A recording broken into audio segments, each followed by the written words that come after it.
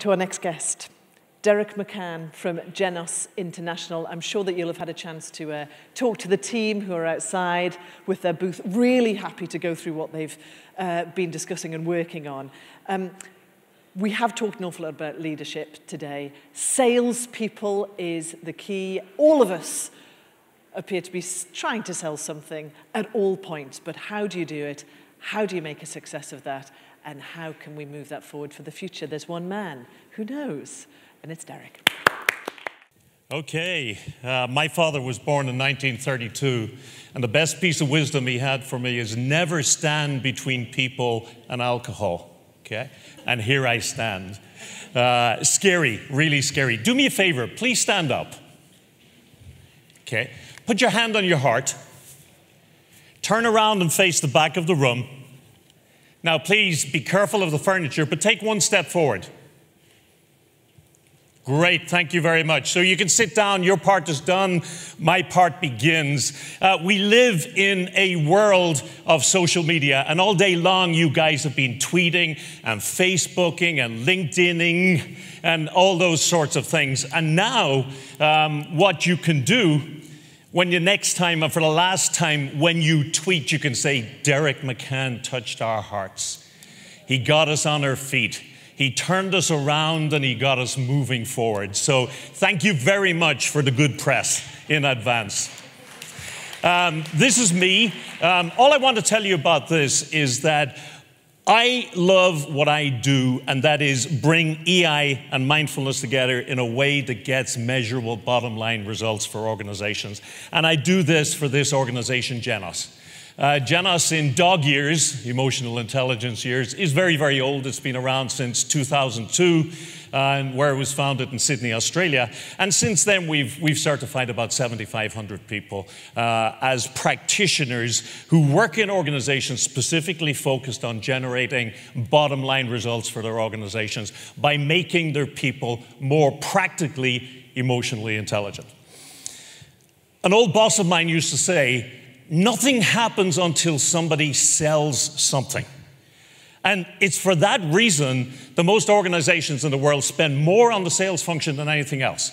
If you listen to training development or trainingindustry.com, they'll tell you that the global sales industry for training is worth about $2.5 billion. For some reason, HBR rates it as about 6 times that. The stats tell us that we spend about $1 trillion US. In the US, that's 12 zeros. $1 trillion on recruiting, on training, on maintaining, on commissioning our salespeople. So we spend a lot of money on this, and most of it is based upon sales process. It's a very simple idea. If you look at what the best salespeople do, and you can grab it down on paper and create a process from it, and then polish it up a little bit, well, then you could train anybody to repeat that when they walk in front of a client, right? And so pretty much all of the sales training that we're exposed to now is process-oriented. It's about, a friend of mine used to call it pigs into sausages. It's about putting the client or the prospect on this journey where you process them through a sales process. And by the way, this is a real sales process that I lifted off the web. Most of them are not quite as intricate as that. And despite the fact that this stuff works, and you know what? Somebody who has been trained using good conventional sales training will get better results than somebody who hasn't. But despite the fact that so much is spent on this sort of sales training, we still have a problem. And that problem is that it doesn't do anything to change the distribution of performance across our sales teams. If you have 10 salespeople, chances are, not chances are, stats predict 2 of them will be bottom performers, 6 of them will be average. Now, I don't know if you remember back to school, if your teacher called you in and said you're absolutely average, you didn't say, wow, wait till I tell my folks, okay? And then at the top end, you had 2 top performers. Now, when I talk to sales leaders, they'll very frequently say, I wish I had that distribution. But even if they had that distribution, they should be depressed because the stats suggests that the difference in performance between the bottom performers and the average is about 32%. And the difference in performance between the average and the top performers is 32%. So there's a gap between those two pairs of salespeople at the top and the bottom of the team of about 64%. Now, if Martin or any psychometricians or any other mathematicians are in the audience, you're saying, Deiric, you really can't just add those 32s together and get 64. The number's actually bigger than that. Yeah, but this is easier to deal with. The gap at a minimum is huge. And in fact, in his second book, Daniel Goleman said that it's actually worse than that. He said, top performing sales guys or people are 12 times more productive than those at the bottom and 85% more productive than the average performer. So you must wonder why. And if you're fueling salespeople and you're training salespeople, you have to wonder why that is. And that's what I want to explore with you a little bit today. To get that started, let me ask you just to call out maybe 2 or 3 words that you think come into your people's minds when they think of the character of salespeople. Just call out a couple of words. Driven, okay, good. Pushy. Which? Sneaky. Okay, one more. Proactive. You know, and there's a nice mixture in there. You got pushy, you got sneaky, you got proactive, you got driven. And if we had time, I'd do a live poll. I did it about 10 days ago, and this is what I got. And sometimes the big words that come out are untrustworthy, sneaky, slimy, slippery. And you get some of the big words like driven, like extrovert, ambitious, and so on and so forth. But the core thing that comes up when you talked to people about salespeople is that most people just do not trust them. And all of the studies show that time after time, despite the fact that there are perfectly good, trustworthy salespeople in the world. This study by HubSpot from just a couple of years ago put salespeople just 2 or 3 percentage points above lobbyists and politicians. God help us. Okay? And for the marketing people in the room, don't get too smug. You'll notice that you're kind of down there. So there's something going on with that makes us mistrustful and leery and cautious about salespeople. And that's what I want to explore with you today. What is that, and what can we do to change that? Now, I'm going to give you a quick 90-second observation test. Boring piece of video. I just want you to watch it, and I'll ask you some questions at the end.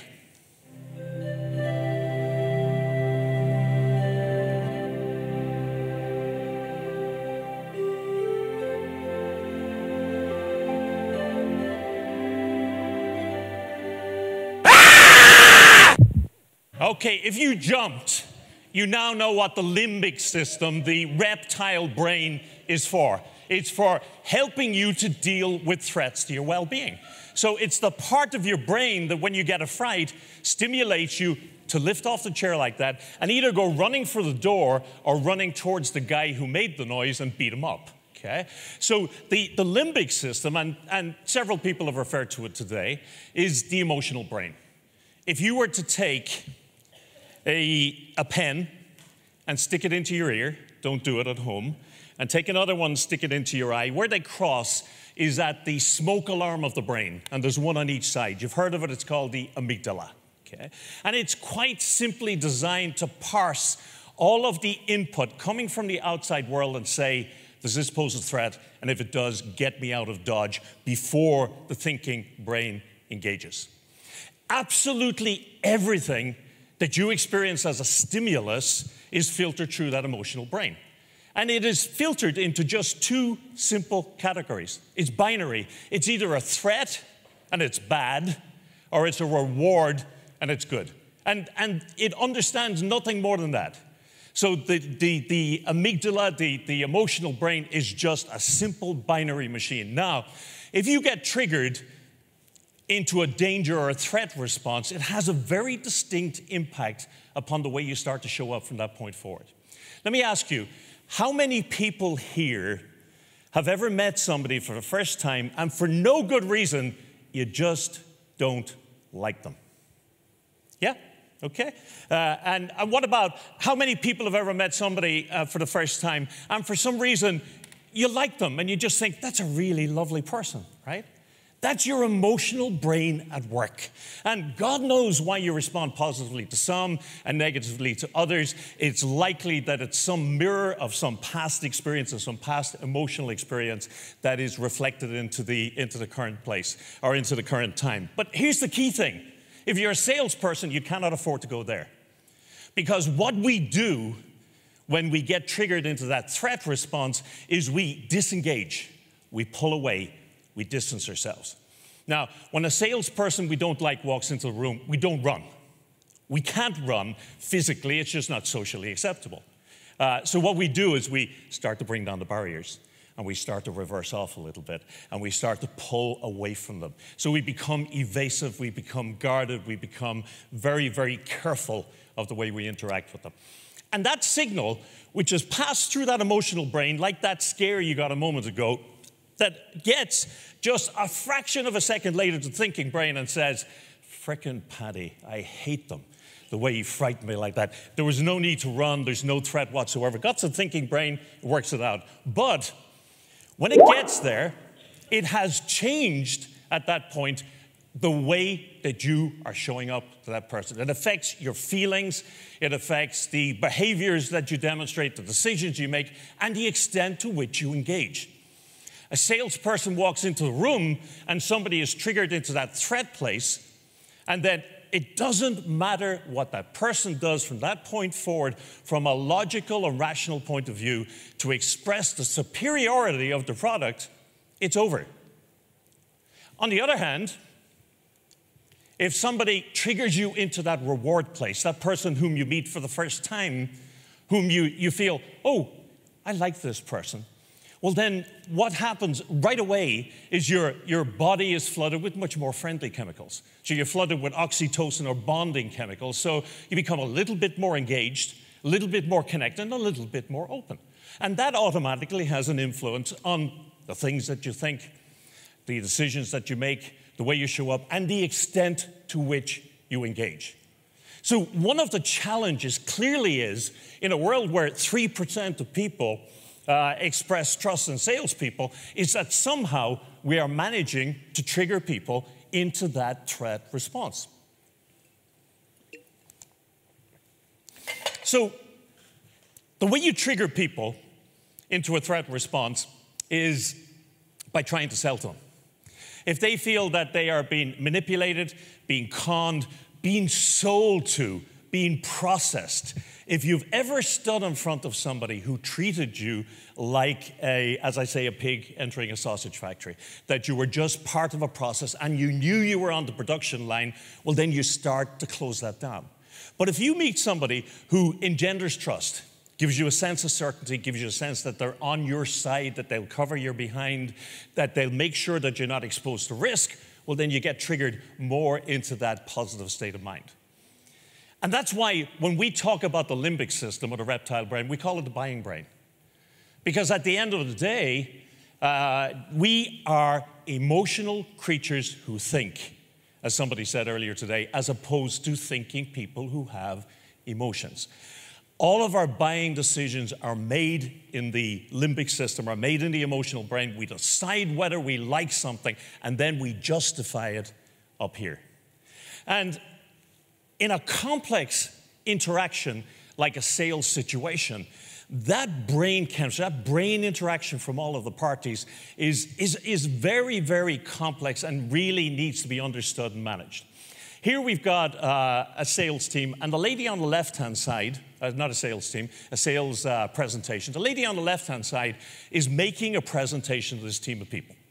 How would you say it's going? How many people think it's going pretty well? Yeah, I mean, it's lovely. The body language is super. They're all sort of engaged, they're smiling.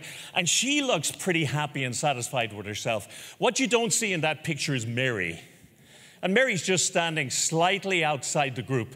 What do you think Mary's reaction is to this sales presentation? Is she convinced? Hell no.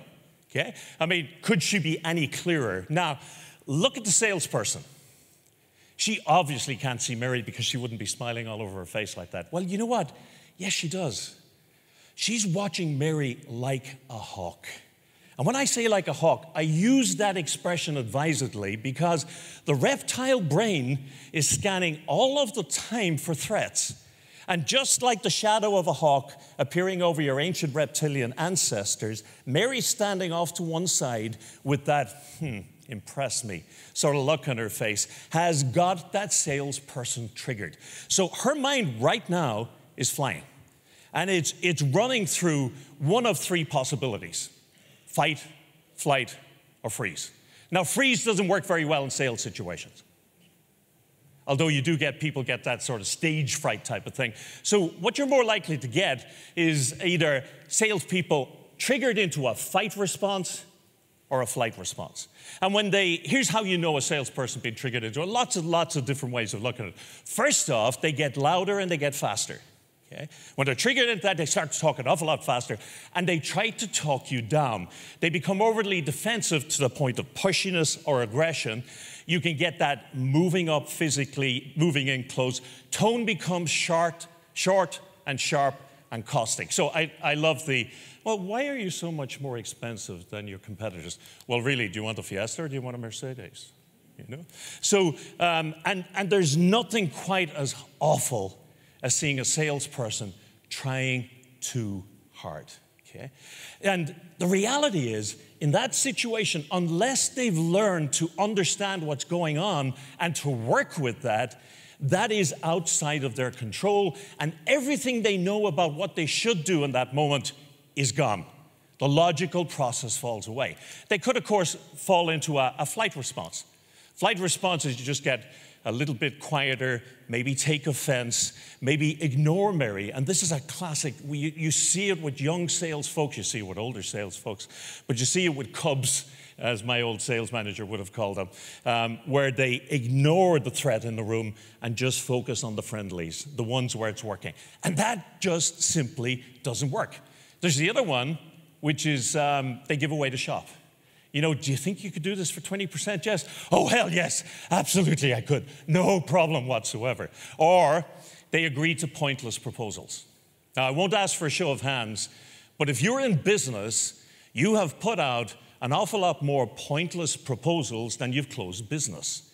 Because people often use pointless proposals just to get rid of you when they're feeling triggered.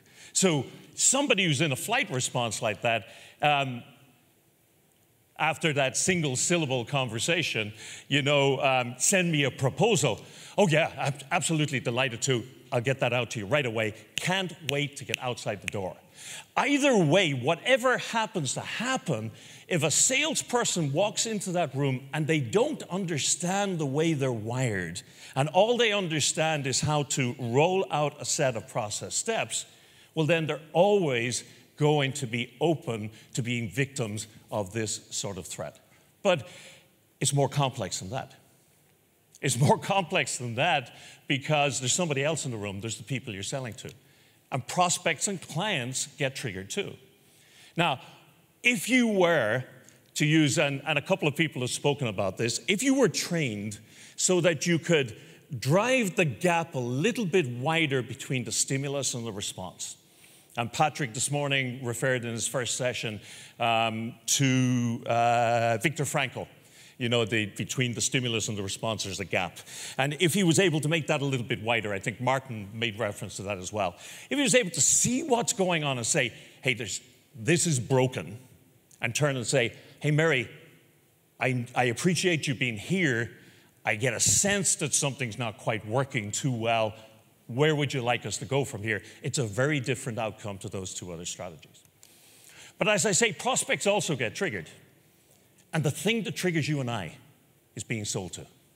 There's nothing that gets our backs up quicker. Because when a prospect or a client walks into a room, the chances are, and they know this, that they know less about buying than the person in front of them knows about selling. Because most salespeople have been trained to within an inch of their lives on how to separate you from your money, okay? That's what the process is all about. And so sitting there, they know that. So before you come in, they're already slightly triggered. You come in and you start using some of the classic language. Now, I'm exaggerating for effect, but not by much. So you use stuff like, are you thinking to make a change? Are you having problems with your current vendor? Right away, that's this guy wants to take my money. This guy is here to do it. It's putting me into a threat footing because he's here to take either my hard-earned money or the budget which my boss gave me to protect. Or the other one, this is lovely, and this is such a classic sales question. If we were able to deal with this issue, would you be ready to take the next step? Salespeople call it a trial close. And all it does is it closes down prospects, okay? If it's not time for the right time. The other classic is, what's your budget for this proposal? Now, I worked for a couple of years in the United States in a sales position, and it was standard to ask people, what's your budget for this proposal? And they would tell you. And then I came back home to Ireland, and the first person I asked, what's your budget for this proposal? It was like I asked them about his sex life. It's like you're asking for really, really personal information. What do you mean, what's my budget for this? That's private. Okay? So there are lots of ways that we can trigger them. Who else will need to get involved if we move ahead? And then what the salespeople call the alternative choice close. Would you like that in red or blue? But the bottom line is that in any sales interaction, there are two people who at the end of the day are emotional animals that think. And they are very easily triggered into fight or flight. Now, we can't do anything whatsoever about our customers, but we can do something about ourselves. Now, when people ask me in a bar over a beer, what is emotional intelligence? You can't go into the long-winded psychometric assessment type description. So what I tell them is the way you show up determines the way people feel. Let me ask you, do you know anybody who, when they walk in a room, sucks the energy, the positivity, and the general life out of the room? Okay? Yeah. The way you show up determines the way people feel. The way people feel determines the extent to which they can engage. And I don't even mean will engage, I mean can engage. If you are triggered and you're stressed, you're in fight or flight, it doesn't matter that the person sitting across from you has the best offering in the space that you're looking for, you cannot engage with them. And the extent to which somebody engages with you determines pretty much everything about the outcome of that. And that's whether it's your kids, your wife, your lover, your clients, anybody you interact with, the way you show up or the way you behave determines the way people feel. The way they feel determines the extent to which they can engage, and the extent to which they can engage pretty much determines the outcome of that relationship. So if you look at sales situations, emotional intelligence is working with the two emotional brains that are at that table, yours and the prospect's. It's about, particularly on the part of the salesperson, recognizing your emotions and those of your prospects and clients. So noticing when Mary is looking away that your heart's beating a little bit faster, that you're probably full of cortisol, that the hair is standing up on the back of your neck and you're thinking about your next mortgage payment. Recognizing that that's going on, understanding what has triggered that, and then understanding the impact that it's having on yourself and others, and then making a decision, what do I do about that? And unless you send salespeople in equipped with the skills when they hit one of those emotional potholes to be able to draw that gap, Frankel's gap between the stimulus and the response, and to manage that situation, well, then we'll always have that distribution of sales performance. Because most salespeople in medium or small, medium, up to large organizations have been trained to within an inch of their lives on what to do.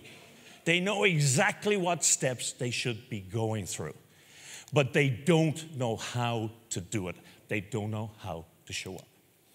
And the stats have been saying this for years. They haven't necessarily been mentioning emotional intelligence, but for years and years and years, all of the big studies come out and they say the way salespeople show up determines loyalty, determines success, and determines the extent to which we turn people off. The way we behave determines the way people feel.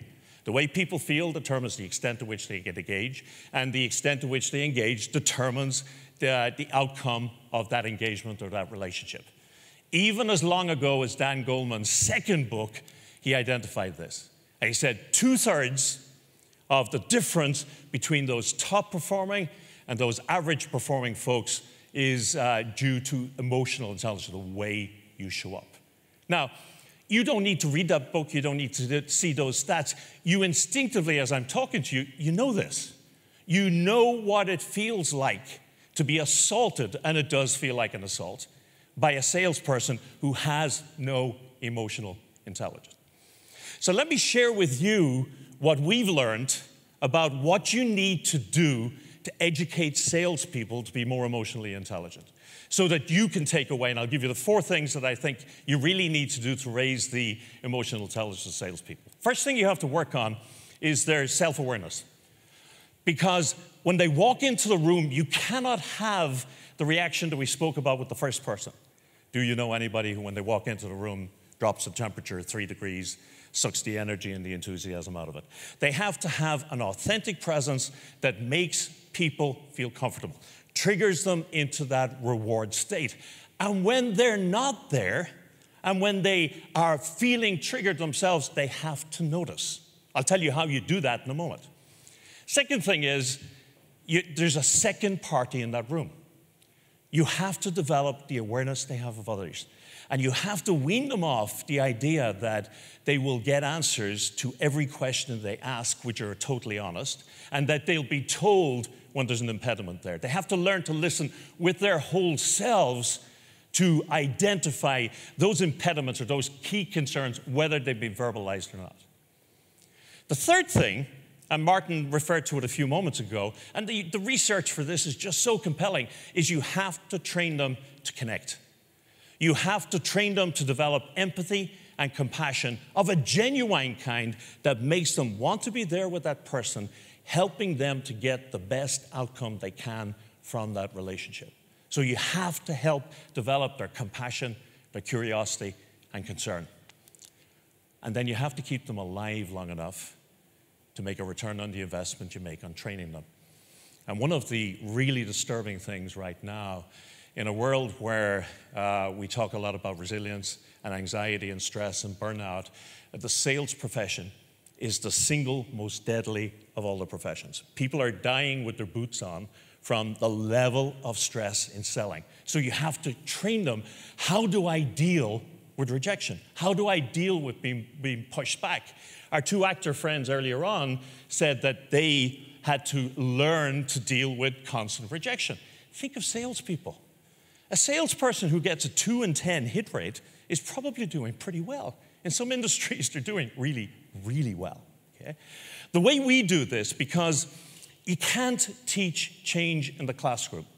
You can show somebody, here's what it is to be self-aware. You can show somebody, here's what it is to have awareness of others. You can show somebody, here's what it is to have empathy. But you can't change their behaviors in 2 days. You can't change their behaviors in 6 individual sessions. You have to really work with them over a long period of time to help that happen. The way we do it is we use techniques like classic mindful breath focus just to help people become more aware of what's going on in their body.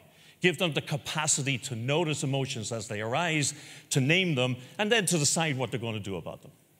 With awareness of others, we train people in something that's called use of self, or in other words, how to basically open up empathetically and to be able to listen for what people are feeling as well as what people are saying. We train them also to open up as more compassionate human beings, because there is a certain amount of danger in unfettered empathy. So we train them using compassion training to be able to connect more effectively with people. And then finally, we train them in something called stop and drop, which is a simple technique for managing emotions in the moment. It takes weeks to do it. When we get people in for 2 days or for 4 half-day sessions, we then have to spend 6 or 8 weeks with them, day by day, in contact with them, through the email, through monthly check-ins, to help them make that behavior change. Did anybody not get one of these? Okay. When you're leaving, on the counter outside, you'll see that we have something that look like chocolate coins. They're not chocolate, don't try to bite them, okay? And they are a simple little physical cue that we use at the end of programs. And we've taught people the various practices that we get them to build into their lives to create behavior change. We've given them this small physical cue. And the way it works, I'll give you the gentleman's version, and the ladies can work out. You'll understand why in a moment, what the ladies' version looks like for you. When I get up in the morning, I go to my bedstand, and I take my keys, I take whatever money was in my pocket, whatever else that I want to take away from the day, and that's on the bedstand. Whoa.